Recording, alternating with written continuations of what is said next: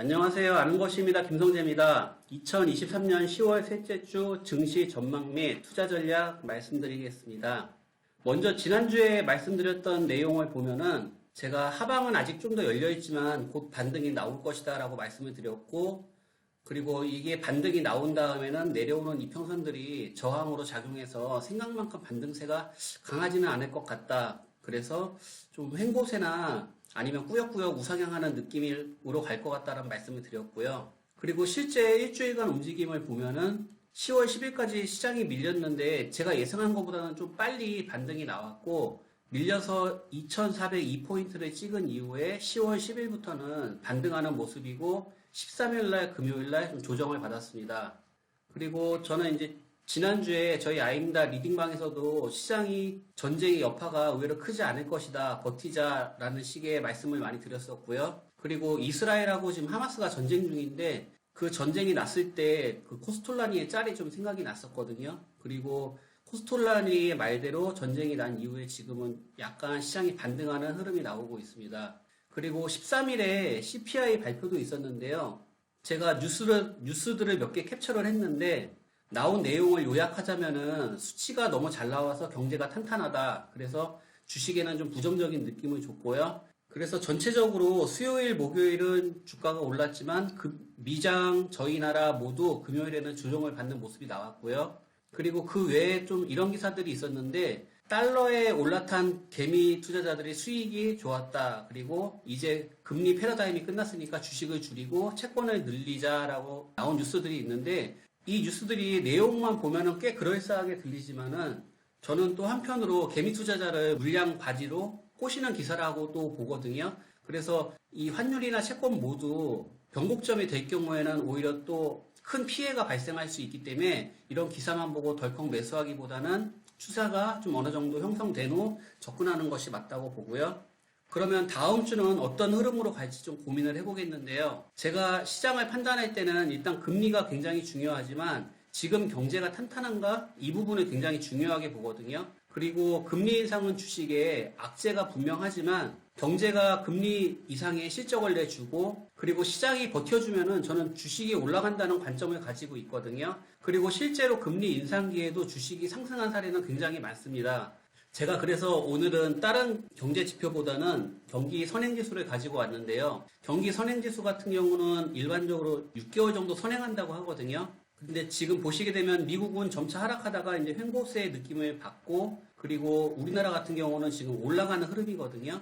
그래서 제가 판단해 볼 때는 이제 미국의 금리 인상은 점점 제한적일 것이라는 생각이 올라오고 그리고 시간이 지날수록 한국 같은 신흥국들에게는 기회가 오겠다라는 생각이 듭니다. 물론 이것은 예측으로 활용할 뿐이지 시장의 변동성은 결과적으로 가봐야 아는 것이고요. 그리고 파월 연준 의장이 지금 가장 민감한 것이 물가와 인플레이션인데 지금 미국은 계속 완전 고용을 유지하고 있거든요. 그래서 실업률을 보통 통상 3.5% 정도 기준을 잡는데 3.5% 부근이면 완전 고용으로 봅니다.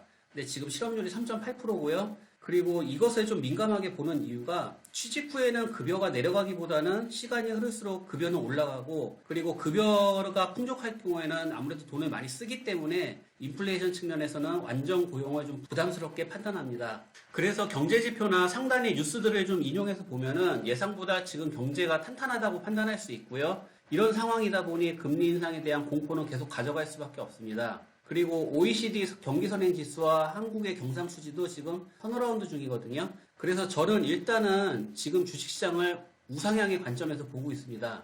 그리고 환율과 달러 인덱스 그래프인데요. 환율과 달러 인덱스 모두 하락을 하다가 지금 또 다시 최근 며칠 사이에 반등하는 흐름이 나오고 있고요. 그리고 채권금리는 다행히도 약간 꺾인 모습입니다. 그래서 지금 2년물 같은 경우에는 5.06%, 그리고 10년물 같은 경우는 4.7%인데 저번 주에 제가 이 캡처를 20년치를 올려드린 적이 있거든요. 그래서 지금 수치는 2008년 서브프라임 때와 비슷하고 저는 지난주와 마찬가지로 변곡점이 나올 때가 됐다고 생각하고 있습니다.